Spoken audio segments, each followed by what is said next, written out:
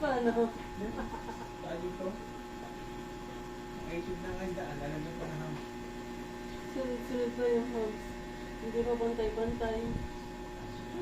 Kawawa yung mga nag-deliver ng itlog. Oo. Makakadapa pa din ang matanda.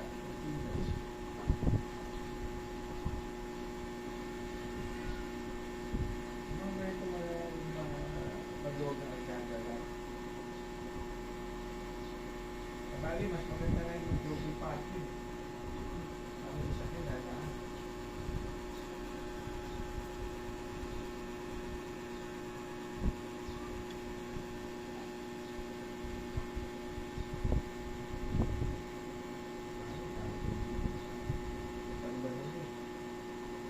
malupit pa niyan.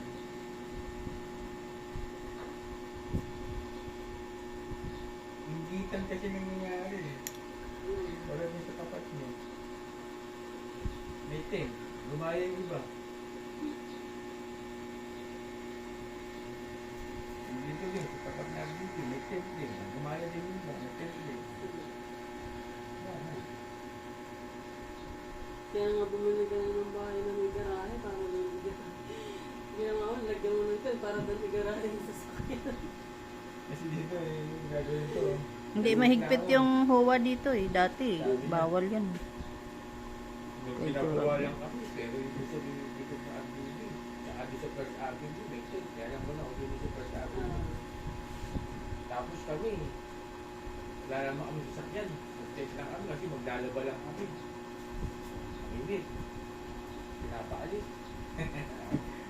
Niloko ko na lang, baka walang tatak yung tent mo. Ano walang tatak?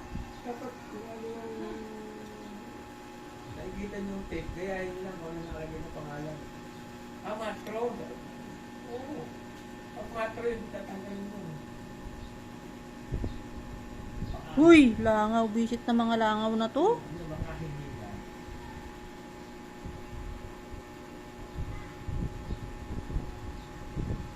Kaya niya din, babay pa yung ng swimming pool. Pang ano, ng 27th Street. Ay, grabe. Ang sabi doon. Nakapagpagupit ka na ba ay CJ? Doon sa lugar niya. Yung dati. Dito na, dito. Wala na sila dun eh. Oo, dito na dito sa pwede kasi wala na dyan. Pasibit-bit doon. May kotse. May Wala kotse. na sila dun. Wala na sila dun. May narating yung kotse ko. Talagang pa nalaman niya.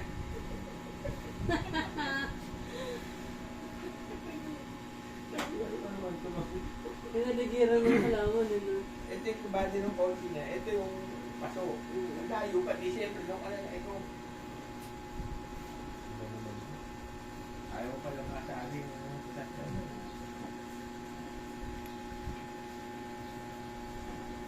Kaya mga unit pa naman nila, Asandra. Kung ano nga yung ano eh. Yung walang parking, walang garahe. Yun ang maraming sasakyan. Hindi tricycle. Si ano, si Chuck. Yun, punong-puno ng ano yun, May e-bike, yung kalsada nila. may motor, may dalawang tricycle. Tapos meron pa siyang pang-service niya na puti. L3. Tapos meron pang Innova. Yun siya. Innova, si Dragon. Yan dyan sa kahiliran nila ano. 21 Street. Kilala mo yun pa, yung binilang ko ng bigas. 21 Street. Yung school service. Sila Dragon. Wala yung sasakyan. Doon sa street ni Carla. Ang daming sasakyan. Sabi ko. Ay, mas malapit pa yung kasunod nun.